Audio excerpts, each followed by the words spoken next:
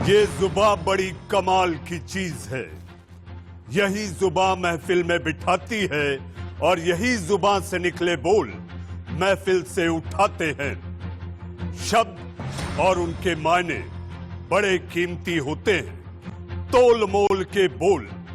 लेकिन कांग्रेस के पूर्व अध्यक्ष सांसद राहुल गांधी के बोल से कांग्रेस पार्टी के एक खेमे में हलचल है। कांग्रेस पार्टी के नेता सांसद में हैं। ऐसे में इसी बयान को लेकर मचा बवाल है और मैं लेकर आया हूं देश का सवाल है। नमस्ते, मैं हूं मनीष अवस्थी, हाजिर हूं आपका अपना पसंदीदा डिबेट शो देश का सवाल लेकर। आज देश का सवाल में बात कांग्रेस की और कांग्रेस के साथ राहुल गांधी के उस बयान की जिसके बाद उन पर आरोप लग रहे हैं कि उन्होंने देश को बांटने की बात की। राहुल गांधी ने तिरुवनंतपुरम में एक बयान दिया। अपने इस बयान में राहुल गांधी ने कहा कि जब वो उत्तर भारत से सांसद थे तब उन्हें अलग तरह की राजनीति की आदत हो गई थी, लेकिन केरल आना बहुत भाया। जी हां, उन्हें पसंद आया क्योंकि दक्षिण भारत के लोगों को असल मुद्दों की समझ होती है। राहुल के इस बयान के बाद उन पर कई सवाल उठने लगे, जिसके बाद कांग्रेस के दो बड़े नेताओं की तरफ से इस मामले पर सफाई आई। कांग्रेस के वरिष्ठ नेता आनंद शर्मा ने राहुल के इस बयान का ठीकरा उन्हीं के सिर पर फोड़ दिया। वहीं कांग्रेस प्रवक्ता रणदीप सुरजेवाला ने राहुल के बयान को लेकर बीजेपी पर टूल किट वाला तंज कस दिया। गांधी जी वही केवल स्पष्टीकरण दे सकते हैं किस परिप्रेक्ष्य में उन्होंने ये टिप्पणी करी। राहुल गांधी जी वही केवल स्पष्टीकरण दे सकते हैं किस परिप्रेक्ष्य में उन्होंने ये टिप्पणी करी। एकीकरण की राजनीति होनी चाहिए, तुष्टीकरण की नहीं। देश में प्रेम की राजनीति होनी चाहिए, सद्भाव की राजनीति होनी चाहिए, नफरत और बंटवारे की नहीं। परंतु भारतीय जनता पार्टी ने इसमें भी उत्तर और दक्षिण के विभाजन का टूल किट जारी कर दिया। दोस्तों, इस देश के लोगों को राहुल गांधी जी के आह्वान पर, कांग्रेस के आह्वान पर विचार करने का समय आ गया है।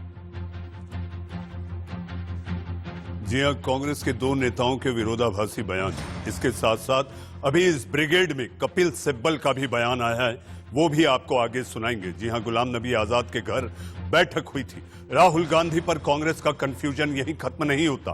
कांग्रेस के वरिष्ठ नेता कपिल सिब्बल ने तो राहुल गांधी की बात को ही काट दिया और कहा कि उत्तर हो या दक्षिण, मतदाता हमेशा समझदार होता है। जहां तक हिंदुस्तान के मतदाता का सवाल है, चाहे वो नॉर्थ में हो, चाहे वो साउथ में हो, चाहे वो वेस्ट बंगाल में हो, चाहे वो महाराष्ट्र में हो, कहीं भी हो, तो मतदाता होता है ना।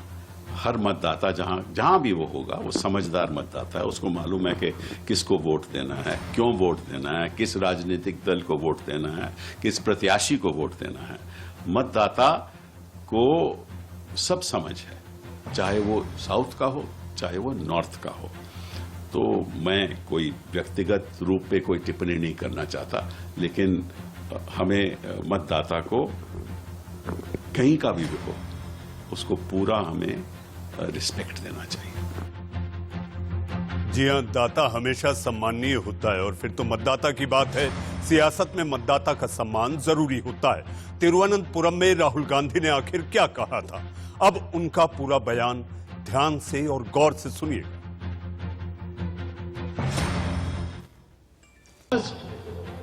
15 years, I was a member of parliament in the north. So I had got used to a different type of politics. And for me, coming to Kerala was very refreshing because suddenly I found that people are interested in issues. And not just superficially, but going into detail in issues.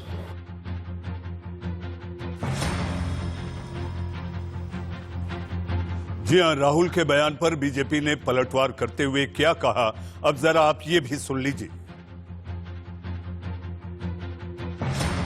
प्रदेशों के बीच में जिस प्रकार से फूट डालने की राहुल गांधी की राजनीति है, उसको जनता कभी समर्थन नहीं देगी। इसी प्रकार की फूट डालने वाली और प्रदेशों के खिलाफ जहर उगलने वाली राजनीति का एक परिचय उन्होंने दिया जब असम में जाकर गुजरात और गुजरातियों के संदर्भ में अपमानित करने वाले शब्द उन्होंने कहे। और कल गुजरात में क्या हश्र हुआ कांग्रेस पार्टी का, वो जग जाहिर है। आने वाले समय में अगर राहुल गांधी को ये गलत फहमी है कि वो इसी प्रकार से जनता को अपमानित करते रहेंगे और कांग्रेस का बेस बढ़ता जाएगा, तो मैं ये कह दूं, जो मैं पहले भी कह चुकी हूं, कि साल 2024 में जितनी कांग्रेस पार्टी बची है लोकसभा में, उससे और सिकुड़ जाएगी। और इसका श्रेय पूरा का पूरा अगर किसी को जाएगा तो मात्र और मात्र श्री गांधी को जाएगा। ये उत्तर भारत और दक्षिण भारत सोच सकते हैं। भारत का कोई लोग उत्तर और दक्षिण, पूरब और पश्चिम, ये आसाम जाते हैं तो पूरब और पश्चिम में नफरत फैलाते, ये दक्षिण जाते तो उत्तर भारत से नफरत फैलाते। ये इनका खानदान, जिसे उत्तर भारत ने, उत्तर प्रदेश ने पूरे देश में शोहरत दिया, नाम दिया।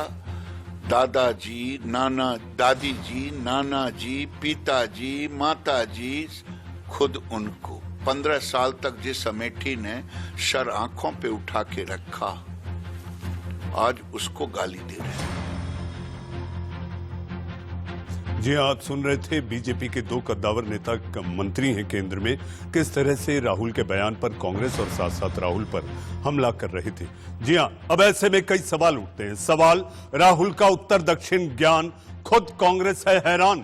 विभाजनकारी बोल कांग्रेस का, क्या ये सेल्फ गोल? राहुल को दक्षिण भाए, कांग्रेस में नहीं एक राय।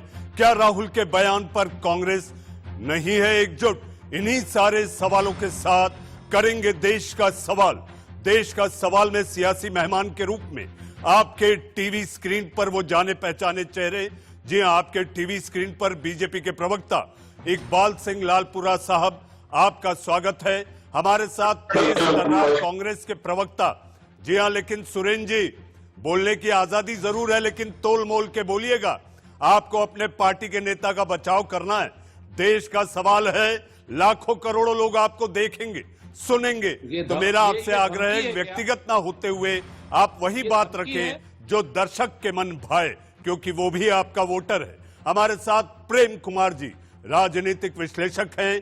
प्रेम जी, आपका भी स्वागत है। लेकिन सुरेन जी, आज आपको प्रेम कुमार जी के रूप में एक सारथी भी आपके साथ है, तो आइए शुरू करते हैं। सबसे पहले सुरेन जी आपसे, आप खुद उत्तर प्रदेश से आते हैं। उत्तर प्रदेश और कांग्रेस का रिश्ता किसी को बताने की जरूरत नहीं।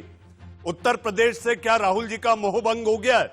उत्तर प्रदेश में वोट नहीं तो प्रदेश में है खोट, दक्षिण बेहतर। मनीष भाई, पहले तो आपको ये जरूर समझना चाहिए कि मैं किसी की धमकी में नहीं आने वाला। दूसरी बात, आपको ये जरूर समझनी चाहिए कि मैं हमेशा तोल मोल के बोलता हूं। कभी मैं ऐसी कोई शब्द नहीं इस्तेमाल करता जिससे किसी को आपत्ति हो। अगर किसी को आपत्ति उसके बाद भी होती है तो उसके बाद आपत्ति हो, मुझे उससे कुछ लेना देना नहीं। और ना मैं डरता हूं किसी से, ना कांग्रेस डरती है और ना हम डरते हैं। तो ये तो बात बहुत स्पष्ट है। इस चीज को बहुत क्लियर रखिए अपने दिमाग में भी और अपने सारे। सुरेन भाई, एक बात सुन लीजिए। सुरेन जी, आपने बात निकाली है तो मुझे भी आपको बताना जरूरी हो जाता है। हाँ, बताइए। आपकी अपनी पार्टी के वरिष्ठ नेता एक राय नहीं है। अगर आपको जानकारी है तो आप ये देखिए गुलाम नबी आजाद के घर पे क्यों बैठक हो रही है। आपको जानकारी है तो कपिल सिब्बल ने क्या कहा है ये आपको पता होना चाहिए। आपको जानकारी है तो आनंद शर्मा ने क्या कहा है ये भी आपको पता होना चाहिए। दर्शक आपसे समझना चाहते हैं सुरेन भाई। बिल्कुल सही कहा मनीष जी। जो पार्टियां जिंदा होती है ना, मतांतर उन्हीं में होता है। मुर्दों में मतांतर कभी नहीं होता। ये मुर्दों की पार्टी नहीं है, जिंदों की पार्टी है। यहाँ पर कोई एक आदमी अपने नाम का स्टेडियम बना करके अपने आप को अजर अमर और अविनाशी नहीं करता। क्रिकेट नहीं खेल रहे, आपको बैटिंग करनी है अपने पार्टी के नेता के लिए। आप दक्षिण से उत्तर की सियासत समझाइए सुरेन भाई। पहले वो भी हम समझाते हैं सर। आपने चूंकि सवाल किया तो हमने मतांतर का जवाब दिया। अब आपको मतांतर के जवाब सुनने में अगर लालपुरा साहब को आपत्ति हो तो चलो समझ में आती है, उनसे क्षमा मांग लेंगे। लेकिन आपको क्यों आपत्ति हो रही ये नहीं समझ में आ रही। मुझे कोई आपत्ति नहीं, आपको बोलने के लिए बुलाया गया। बस अब मैं आपको दो बातें कहता हूं, बड़ी साफ साफ सी बात करता हूं। राहुल गांधी जी हमेशा देश को एक करने की राजनीति करते हैं। विभाजनकारी राजनीति तो वो करते हैं जो किसान को जवान से लड़ा देते हैं, हिंदू को मुसलमान से लड़ा देते हैं। ठीक है ना? ये राजनीति जो विभाजन की है, ये इन लोगों का काम है, हम लोगों का काम नहीं है। जिन लोगों को भी अंग्रेजी समझ में नहीं आती है, तो उन्हें राहुल गांधी जी की और शशि थरूर की अंग्रेजी तो कभी जिंदगी में समझ में नहीं आ सकती। आप पूरा का पूरा बयान सुनिए और अपने दिल पे, मनीष भाई आपको तो अच्छी अंग्रेजी आती है, आप अपने दिल पे हाथ रख के कहिए, आप इस चैनल के प्रस्तोता ना हो, एक आम नागरिक हो, बताइए राहुल गांधी जी ने एक शब्द भी उत्तर भारतीयों के लिए कुछ कहा हो? एक शब्द? सुरेंद्र भाई, ये सुपरफिशियल का मतलब क्या होता है, ये आप समझा दीजिए। और रेफरेंस टू कॉन्टेक्स्ट जो हम स्कूल में पढ़ा करते थे, मुझे पता है आप भी विद्वान व्यक्ति हैं, रेफरेंस टू कॉन्टेक्स्ट को जोड़कर अगर शब्द जोड़े जाते हैं तो सुपरफिशियल का मतलब आप समझा दीजिए, तो मुझे ऐसा लगता है कि दर्शक खुद समझदार हैं। हाँ बिल्कुल, मैं दर्शकों के सामने रखता हूं, दोबारा से बयान पढ़ देता हूं राहुल गांधी जी का, जो एएनआई ने, स्मिता प्रकाश जो भारतीय जनता पार्टी की पेड वर्कर है, उसके चैनल ने, एएनआई ने जो कोट किया है, सुन लीजिए। For the first 15 years I was an MP in north, I was an MP in north, ठीक है ना? आप ध्यान दीजिएगा। I had got to use a different type of politics. I had got to use a different type of politics. For me, coming to Kerala was very refreshing. As suddenly I found the people are interested in issues, not just superficially, but into the details issue. यानी केरल के लोग अच्छे issues में interested हैं, superficially नहीं, detail में।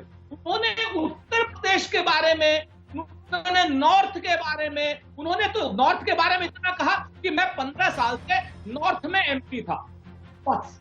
अब आप बताइए, भारतीय जनता पार्टी को बेरोजगार मंत्री गिरिराज टाइप के, स्मृति ईरानी टाइप के, जिनको प्रधानमंत्री नरेंद्र मोदी जी की पीओ ने बेरोजगार कर रखा है, काम नहीं दे रखा, मंत्री पद दे रखा है, इनको राहुल गांधी जी रोजगार दे देते। राहुल गांधी जी अपने आप को क्या नाम, एक बयान देंगे और ये सारे के सारे बेरोजगार भेड़ियों की फौज उनके ऊपर लॉर्ड हो। सुरेंद्र भाई, व्यक्तिगत टिप्पणी नहीं, शब्दों की मर्यादा रखिएगा, शब्दों की मर्यादा रहे। सुरेंद्र भाई, बेरोजगार मंत्री कहा है तो कौन सी शब्दों की मर्यादा? उसके आगे आपने एक शब्द कहा जो कि मुझे नहीं लगता कि वो संसदीय भाषा का इस्तेमाल है। आपने उसके आगे भी एक शब्द कहा था। केवल मैं आपसे आग्रह कर रहा हूं कि शब्दों की मर्यादा बनी रहे। मैं फिर से कहता हूं कि ये बेरोजगार मंत्री लॉर्ड हो, लॉर्ड भोभो नहीं, लॉर्ड हो अंग्रेजों के लॉर्ड होते थे। आपको द्वितीय विश्व युद्ध में लॉर्ड हो थे, आप इसको पढ़ लीजिएगा, कोई संसदीय नहीं, अंग्रेज का नाम है जी। सुरेंद्र भाई, इकबाल जी को भी ला लेते हैं। इकबाल सिंह लालपुरा साहब बीजेपी के प्रवक्ता भी हैं हमारे साथ। आपकी बात खत्म हो गई हो तो उनको लाते हैं हमारे साथ। इम्तियाज अंसारी साहब, जी हाँ, जनता दल यूनाइटेड के आप प्रवक्ता हैं, आप भी हमारे साथ जुड़ चुके हैं। इकबाल जी, सुरेंद्र सिंह राजपूत जी को कोई खोट नजर नहीं आती। आप लोग जब से ये बयान आया है तब से डंका पीट रहे हैं। राहुल गांधी की अपरिपक्वता को लेकर आप बात कर रहे हैं कि वो परिपक्व नहीं है सियासत को लेकर। अब अगर कोई व्यक्ति अपने वोटर के बीच जाता है और वहां जाकर उनके बीच उनको रिझाने के लिए अपनी बात करता है तो क्या खोट है। लेकिन एक बात जरूर है, रेफरेंस टू कॉन्टेक्स्ट, मैं भी ये कहूंगा कि आखिर वो किस मुद्दे को जोड़कर कही गई, इसका भी मूल्यांकन होना चाहिए। इकबाल जी, प्रधानमंत्री भी अलग अलग जगह जाते हैं तो वहां पर उनकी भाषा में बात करते हैं, वहां के वोटरों को रिझाने को लेकर वो वहां के उनके साथ मिलकर उस वातावरण में घुलकर वो इस तरह की चीजें करते हैं। तो इसमें तो देश आपको बंटता हुआ, विभाजन होता हुआ कैसे दिखाई दे रहा है इकबाल जी? मनीष जी, कश्मीर से कन्याकुमारी तक भारत एक है और भारतीय जनता पार्टी एक भारत की मजबूती में विश्वास रखती है। मुझे बड़े दुख से कहना पड़ रहा है कि राहुल गांधी जी जब ये कहते हैं कि नॉर्थ के व्यक्ति, नॉर्थ के लोगों में, मैंने 15 साल राजनीति की, वो मुद्दों के बारे में ज्यादा चिंतित नहीं है। बिल्कुल बात सही है, इन्होंने 15 साल तक लोगों को जी अंग्रेजी पढ़ना सीखिए। एक बार पढ़ लीजिए पहले उस बयान को, अरे उसके मैं बाद तेरे से कीजिएगा ज्यादा उसका पढ़ा हुआ उत्तर। हूँ, अब चुप कीजिए। अरे मुझसे जब आप बोल रहे थे मैं नहीं बोला। सुरेंद्र भाई, सुरेंद्र सिंह राजपूत जी, सुरेंद्र जी, जब आप कह रहे थे किसी ने भी टच से मस नहीं हुए, आपको अपनी बात रखने का पूरा मौका दिया। आग्रह है इकबाल जी को भी अपनी बात रखने दे, तभी बहस आगे बढ़ेगी। मेरे साथ दो और मेहमान हैं, इकबाल जी आप अपनी बात पूरी करें। आपने बयान पढ़ा है, आप इस तरीके की बातें कर रहे हो। लोगों को ये वो व्यक्ति है जिसको ये नहीं पता कि मेरा प्रधानमंत्री है या विरोधी दल का प्रधानमंत्री है। अपने प्रधानमंत्री का एक्ट जो है, वो बिल है, वो पार्लियामेंट में फाड़ देता है। इसको तो अपना ये पता ही नहीं है राजनीति क्या चीज होती है, देश को जोड़ने की बात क्या होती है। ये वो पार्टी है जिसने पंजाब में 1928 से लेके मोतीलाल नेहरू जो रिपोर्ट है वो सिखों के खिलाफ थी। ब्लू स्टार किया, ब्लैक थंडर किया, सिखों का दिल्ली में कत्लेआम किया और माफी तक नहीं मांगी। ये केवल विभाजन साथी विभाजन की रात। बदतमीजी मत करो, तुम चुप करो, उसी अकाली दल के साथी रहे हो, सबसे ज्यादा अकाली दल के साथी रहे हो, सिखों का खराब किया उनके साथी रहे हो, कांग्रेस के साथ रहा। अब क्या बात करते हो? कभी राजनीति पड़ी है, कभी राजनीति पड़ी है, विषय पर उसको समझाओ। पिताजी के भारत में उत्तरी भारत के लोग राहुल बहुत ज्यादा ज्ञानवान है। यहाँ वो लोग पैदा हुए हैं, यहाँ गुरु नानक पैदा हुए, यहाँ बड़े बड़े लोग पैदा हुए, विद्वान पैदा हुए। इससे सर्टिफिकेट लेना है जिसको अपने बारे में मालूम नहीं, जहाँ सारा खानदान बैठा रोटी खाता रहा और उसको कहता है कि उसको मुद्दों की समझ नहीं है, उसको कहता है मुद्दों की समझ नहीं है। आपको अपनी बात पे सारी कांग्रेस लीडरशिप इसको धिक्कार दे रही है शब्दों में कि उसको मालूम ही नहीं है कि क्या बोलना है क्या नहीं बोलना। और सारे पंजाब का बेड़ा गर्क इन्होंने किया है। ये लोग वो लोग हैं जो देश को तोड़ना जानते हैं, हम देश को जोड़ना जानते हैं। हम जहां जाते हैं उनकी भाषा में बात करते हैं, उनको अपना समझते हैं, उनके साथ रहते हैं। और ये जो विभाजन की बात, जहां ये जाते हैं, असम में जाते हैं, गुजरात वालों को गाली देते हैं और गुजरात वालों ने रिजल्ट दे दिया है इनको। अब दक्षिण में गए हैं, वहां आप तो एमपी बन गए, अब नॉर्थ को गाली दे रहे हैं, तो नॉर्थ वाले इसका जवाब देंगे अगले इलेक्शन में। मेरे ख्याल कोई बैठने को जगह नहीं मिलेगी इनको। ऐसे जी इकबाल जी, ये तो वोटर तय करेगा किसको जगह मिलेगी नहीं मिलेगी। हमारे साथ प्रेम कुमार जी राजनीतिक विश्लेषक हैं और हो सकता है कि प्रेम जी शायद सुरेंद्र जी के समर्थन में बात करें। प्रेम जी, आपको लगता है राहुल के बोल ये विवादित बोल हो गए और उसके साथ साथ ये विभाजनकारी भी हैं?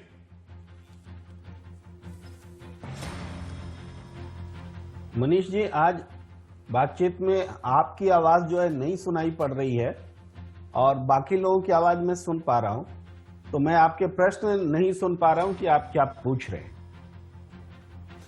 प्रेम जी, मैं आपसे फिर से दोहराता हूं, मेरा सवाल आपसे है, आपको लगता है कि राहुल गांधी के जो बोल हैं विवादित बोल हैं और वो बांटने वाले हैं, विभाजनकारी हैं? क्या आपको मेरी आवाज आई प्रेम जी?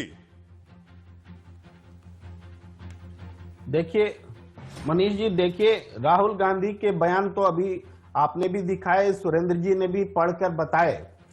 राहुल गांधी के बयान को आप हो सकता है कि कोई किसी और अर्थ में ले, हम किसी और अर्थ में ले। मुझे तो उस बयान में कोई ऐसी बात उत्तर और दक्षिण की नहीं लगती, और उनके कंस्टिट्यूएंसी अमेठी का तो नाम तक नहीं है।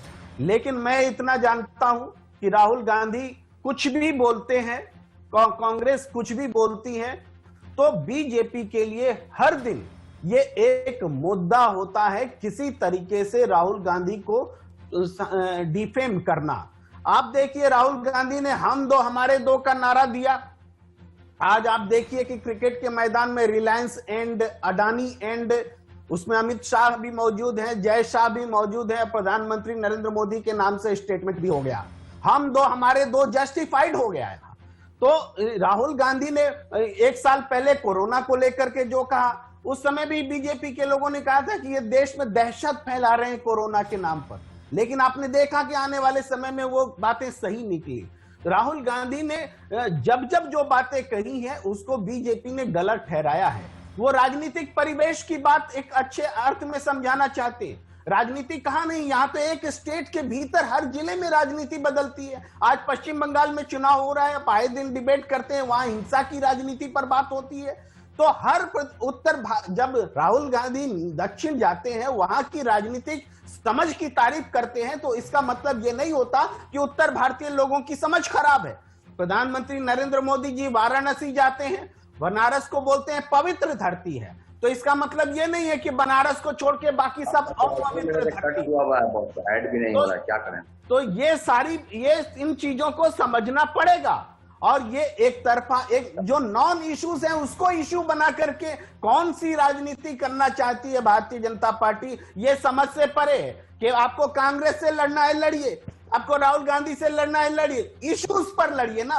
राहुल गांधी ने कहा प्रधानमंत्री चाइना का नाम लीजिए, आज तक प्रधानमंत्री जी के मुंह से चाइना का नाम नहीं निकला है। तो राहुल गांधी सही मायने में चुनौती पेश कर रहे हैं। जी, प्रेम जी आपको मैं जब इनवाइट कर रहा था आपको बोलने के लिए, मैंने आप पर जब सवाल दागे तो मैंने पहले ही कह दिया था कि हो सकता है कि प्रेम जी की बोली सुरेंद्र सिंह राजपूत के लिए ढाल भी बन सकती है। हालांकि सुरेंद्र जी खुद अपने आप में इतने सक्षम है कि वो सारे सवालों को झेल लेते हैं, लेकिन प्रेम जी आपने जो कहा, आपको नहीं लगता राहुल गांधी की परिपक्वता में कहीं कमी है? जिस तरह से उन्होंने कहा कि मैं 15 साल राज किया, अगर आप देखें तो गांधी परिवार, उनके दादा नाना दादी, उनके पिता, उनकी मां, सबका यूपी से वास्ता है, और यूपी से हटकर आप दक्षिण की बात करते हैं, ठीक है, बहुत अच्छी बात है। वायनाड भी बहुत अच्छा है, वायनाड के लोग बुरे नहीं, वायनाड के अपने मतदाताओं के बीच हैं, लेकिन ये कह देना, तुलना कर देना, कहां तक सही दिखाई देता है प्रेम जी आपको? देखिए मनीष जी, पहली बात तो है कि राहुल गांधी वायनाड में नहीं बोल रहे थे, केरल में बोल रहे थे, त्रिवेंद्रम में बोल रहे थे। वायनाड और अमेठी से तुलना करना ये अपने आप में सही बात नहीं है। वो केरल में बोल रहे हैं, वहां की सियासत के बारे में बोल रहे हैं कि जब उत्तर में वो उनका जो अनुभव है, उस अनुभव से अलग आकर के उनकी यहाँ फील हो रही है। जी, तो हमारे साथ प्रेम जी, हमारे साथ 2 और मेहमान हैं। हमारे साथ समाजवादी पार्टी के प्रवक्ता, युवा और तेज तर्रार नासिर सलीम भी हमारे साथ जुड़ चुके हैं, और हमारे साथ जदयू के प्रवक्ता इम्तियाज अंसारी साहब। इम्तियाज साहब, राहुल ने क्या बोल दिया? इस समय मानो जंग छिड़ गई है कि देश बंटने वाला है, कई भागों में बंटने वाला है, उत्तर दक्षिण हो जाने वाला है। तो ये सारी बातों को लेकर सियासत गर्मा गई है। आपको लगता है कि उत्तर की राजनीति अलग, दक्षिण की अलग, मुद्दे अलग अलग हो सकते हैं, लेकिन राष्ट्रीय पार्टी के नेता को यह कहना आपको क्या लगता है, कहां तक सही दिखाई देता है?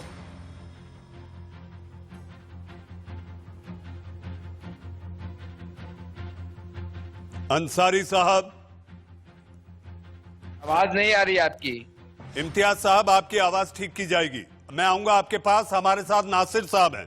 जनाब नासिर, जो सवाल मैंने इम्तियाज साहब से किया था, आपने अगर सुना है तो मैं जवाब आपसे चाहूंगा। बहुत बहुत नमस्कार और आदाब मनीष भाई। पहली चीज तो मैं ये कहना चाहूंगा कि देखिए, मुझे नहीं पता कि किस सिलसिले में श्री राहुल गांधी जी ने ये कहा, मगर जहां तक हमारा सवाल है, हम तो ये कहते हैं और कहते आ रहे हैं शुरू से कि भारत की परंपरा ये है कि सब एक साथ जुट के और ना कि बंटवारे की राजनीति करें। और भारत की परंपरा ये है कि चाहे उत्तर हो या पश्चिम हो या किसी और क्षेत्र के लोगों, भारत सिर्फ एक देश है और इसकी एक ही समस्या है, और समस्या का हल करना हमारी रिस्पॉन्सिबिलिटी है, और पॉलिटिकल पार्टीज का काम यही करना है कि उनको सुधारा जाए।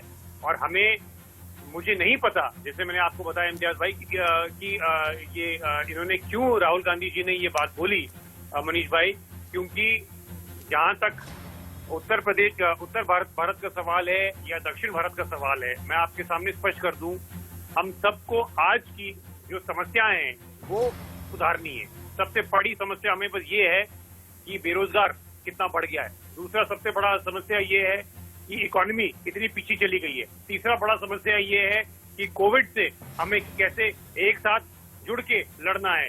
तो मुझे नहीं पता कि श्री राहुल गांधी जी ने ये क्यों कहा, उसका क्या मकसद था, मगर लग ऐसा रहा है कि ये एक पॉलिटिकल स्टेटमेंट दी गई है अपने पॉलिटिकल फोर्स के लिए कि डिवीजन किया जाए।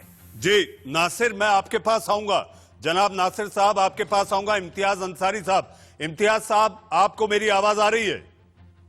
जी मनीष जी, आ रही है।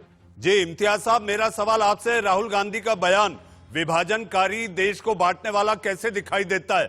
और इसके साथ साथ आपको लगता है कि उत्तर के लोग कम और दक्षिण के लोग ज्यादा समझदार हैं? वहां की आबो हवा में राहुल गांधी को ताजगी नजर आई है? देखिए मनीष जी, कांग्रेस के पास एक सोची समझी नीति के तहत राहुल गांधी का बयान आया।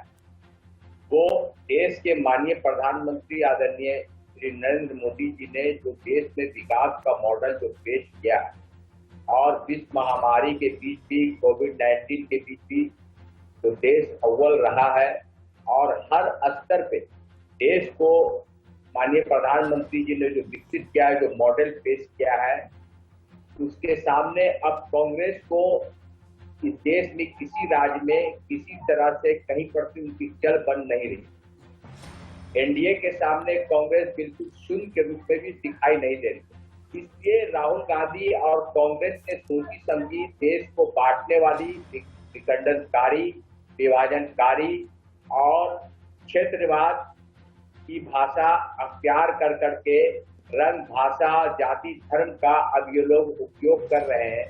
क्षेत्रवाद का मुद्दा बना करके देश को विघटन कर करके अपनी राजनीतिक भविष्य देख रहे हैं, लेकिन इनका सोचना गलत है। देश की जनता कभी ये क्षेत्रवाद और धर्म, जाति से अब ऊपर उठ करके विकास की ओर देखती है, जो माननीय प्रधानमंत्री आदरणीय श्री नरेंद्र मोदी जी ने पेश किया है।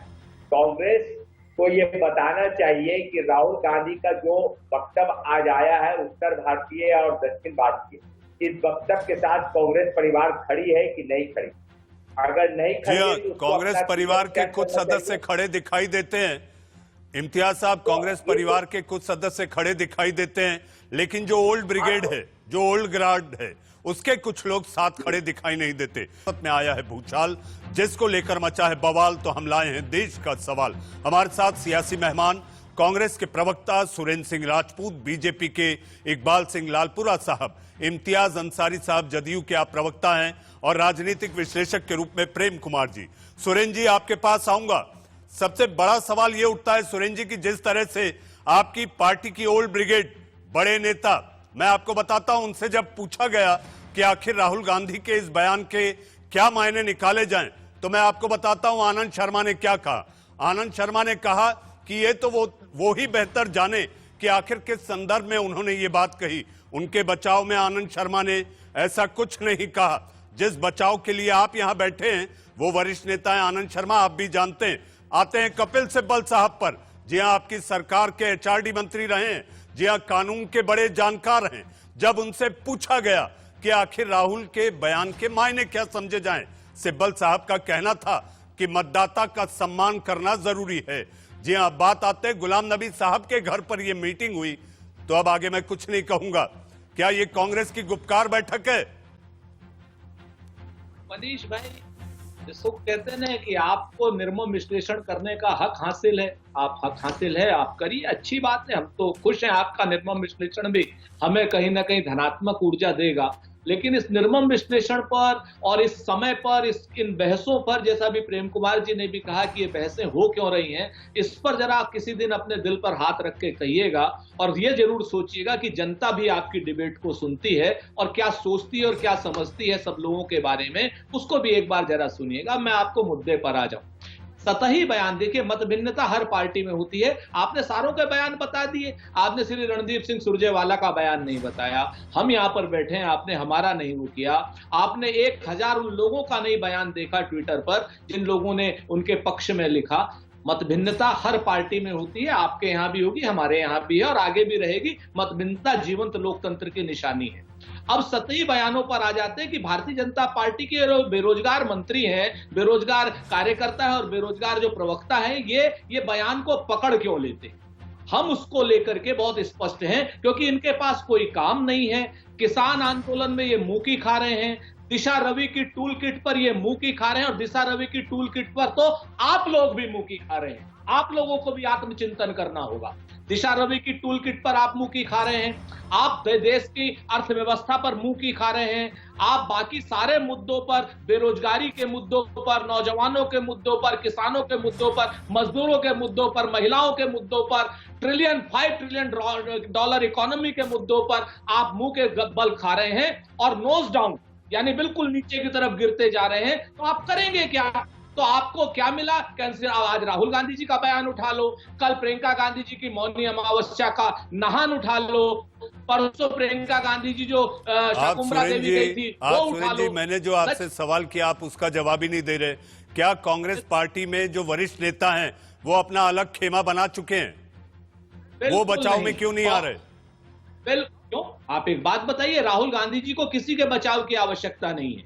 और रही बात, हमारे यहाँ खेमेबंदी है, हम मानते हैं इस बात को, और खेमेबंदी होना स्वस्थ लोकतंत्र की निशानी है। खेमेबंदी लोकतंत्र में होती है। नरेंद्र मोदी जी जैसे लोगों की पार्टी में खेमेबंदी नहीं हो सकती, क्योंकि वहां पर एक की बात चलती है, एक का अहंकार चलता है। और अगर एक का अहंकार न चलता होता तो अभी सिंघू बॉर्डर पर बैठा किसान, गाजीपुर बॉर्डर पर बैठा किसान, टिकरी बॉर्डर पर बैठा किसान आज अभी तक जी सुरेंद्र जी, राहुल जी ने केरल में ट्रैक्टर भी चलाया है, बहुत अच्छी बात है, क्योंकि ट्रैक्टर चलाना उन्होंने पंजाब से लेकर राजस्थान और राजस्थान के बाद केरल में भी ट्रैक्टर चलाया, बेहतर। मैं आऊंगा सुरेंद्र जी, आपके पास कुछ और सवाल हैं। इकबाल सिंह लालपुरा साहब, जब राहुल गांधी कुछ कह देते हैं तो आखिर स्मृति ईरानी ही सामने क्यों आ जाती है? आपको लगता है स्मृति जी ने जो बयान दिया है वो बयान शालीन है? जिस तरह से उन्होंने राहुल गांधी के लिए शब्दों का उपयोग किया है वो संसदीय है, वो मर्यादित है? लालपुरा साहब।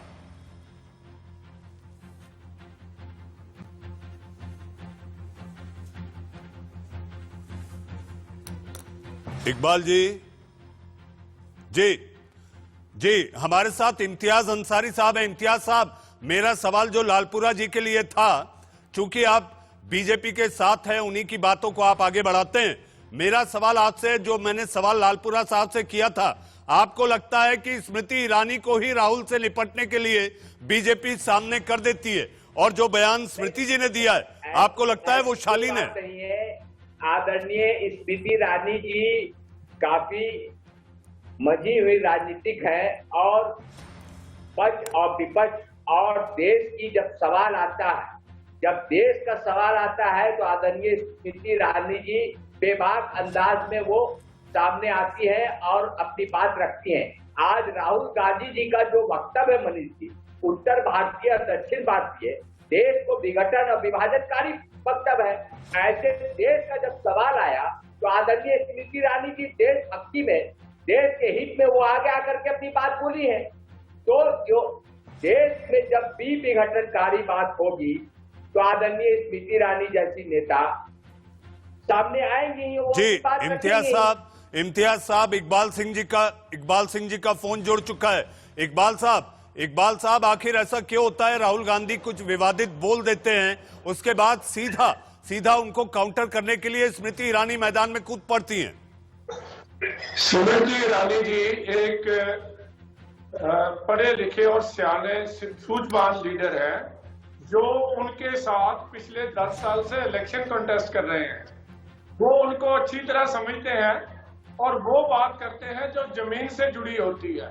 स्मृति ईरानी जी ने, वो केवल एक लीडर है पिछले 40-30 साल में जिसने वहां जाके अमेठी में अपना घर बनाया है, गांव में लोगों के बीच रहना जानती हैं, वो जमीन से जुड़ी हुई लीडर है। तो ऐसे व्यक्ति का कोई भी जो शब्द निकला हुआ उसका कोई ना कोई मतलब होता है, उसका अर्थ होता है। हम हवा की बात नहीं करते। हमारा तो आइडिया सीधा है कि उत्तर पूर्व जो है और दक्षिण जो पश्चिम है वो एक है। हम तो सारे देश, सबका साथ, सबका विश्वास और सबका विकास की बात करते हैं। तो उसमें तो सबका साथ होना जरूरी है। यहाँ नॉर्थ के लोगों के बारे में कुछ कहना और दक्षिण में कुछ और बात कहना, ये मैं समझता हूँ आदमी को अपने अंदर के दिल से देखना चाहिए जो उनके पक्ष में बोल रहे हैं। ये कैसी राजनीति को वो लोग सपोर्ट कर रहे हैं। जी इकबाल जी सुरेंद्र जी से एक सवाल है। सुरेंद्र जी, राहुल गांधी जी की परिपक्वता को लेकर बात हो रही थी, सियासत वाली। मेरा सवाल है, राहुल जी ने कहा है कि मछुआरों के लिए एक मंत्रालय होना चाहिए, तो क्या बुरा कहा है? अगर उन्होंने कहा है कि देश के मछुआरों के लिए एक एक्सक्लूसिव मिनिस्ट्री होनी चाहिए, तो क्या कोई कौन है मत्स्य मंत्री, कौन है जरा बताइए। ये परिपक्वता की मनीष भाई, बेहतर हो आप भारतीय जनता पार्टी के प्रवक्ता बन जाएं, अच्छा रहेगा। और चैनल को भी वहीं ले जाइए, विश्वसनीयता खत्म कर रहे हैं। सुरेंद्र जी, मैं उस माटी का वृक्ष नहीं जिसको नदियों ने सींचा है। बंजर माटी में पलकर मैंने जीवन खींचा है। पत्रकारिता जानता हूं, प्रवक्ता बनूं या नहीं ये आप तय नहीं करेंगे। नहीं, मुझे तय करने की आवश्यकता नहीं है, आप स्वयं तय कर रहे हैं। जी हाँ, वो मेरा विशेषाधिकार और मेरा विवेकाधिकार है। बताइए ना। जी आप जवाब दीजिए, सुरेंद्र भाई जवाब दीजिए। बोलिए ना, मत्स्य मंत्री है कौन, आप ही बता दीजिए। जी हाँ, गिरिराज जी ने बता दिया कि इस देश में एक तो प्रताप सारंगी, आपको मैं बताता हूं, सारंगी जी और गिरिराज सिंह ने जो जवाब दिया है, animal husbandry, dairy and fisheries department, यही नहीं, केंद्र में नहीं, जहां पर आपकी सरकारें हैं, महाराष्ट्र में भी है। राहुल गांधी को पता नहीं और आप बात करते हैं। अरे मनीष अवस्थी, सुनिए, राहुल गांधी को पता है। आप पहले उनका बयान सुनिए पूरा। उन्होंने कहा एक्सक्लूसिव फिशरीज मिनिस्ट्री होनी चाहिए। एक्सक्लूसिव शब्द नहीं था, एक्सक्लूसिव शब्द नहीं था। एक्सक्लूसिव, फिर से कह रहा हूं, पढ़ के आया कीजिए। भारतीय जनता पार्टी की अफवाह ब्रिगेड में मत शामिल होइए। अपने चैनल की विश्वसनीयता रखिए। आप अपने चैनल की विश्वसनीयता, आपको अपने पार्टी के नेता की विश्वसनीयता पर आपको शक होता है। आपके अपने बड़े नेता आपके पार्टी के नेता के साथ खड़े नहीं होते। आपके पार्टी के पूर्व अध्यक्ष के साथ कांग्रेस के वो शीर्ष नेता नहीं है, और आप कह रहे हैं कि आपके पार्टी के नेता जो बोलते हैं वो आपकी पार्टी की लाइन होती है, विचारधाराओं में बटी हुई पार्टी, और आप कहते हैं समर्थन करने के लिए जो राहुल गांधी जी ने कहा उसको अपभ्रंश के तौर पर तय कर देते हैं। बताइए मत्स्य मंत्री कौन है, वरना दीजिए इस्तीफा। बताइए मत्स्य मंत्री कौन है। जी हाँ, मैंने तो आपको बता दिया, मैंने तो आपको बता दिया, मैंने तो आपको बता दिया। गलत बताया है आपने, झूठ बोला है। अरे गिरिराज सिंह, मैंने आपको बताया, मैंने उसके पहले सारंगी थे ये भी बताया। मैं फिर से कहता हूं कि सारंगी के पास तो विभाग है, मत्स्य मंत्रालय का एक हिस्सा। अरे सुरेंद्र भाई आप अपना जनरल एप्टीट्यूड पढ़ के आया करिए। आप विद्वान हैं, आप वाक्पटु हो सकते हैं, लेकिन आपको सामान्य ज्ञान पढ़ के आना चाहिए। मैंने क्या बोला ये आप सुन नहीं पा रहे थे, क्योंकि मैं सच बोल रहा था और आप सुन नहीं चाह रहे थे। हमारे पास है, आप अपने चैनल की विश्वसनीयता को ऑल टाइम लो मत ले जाइए।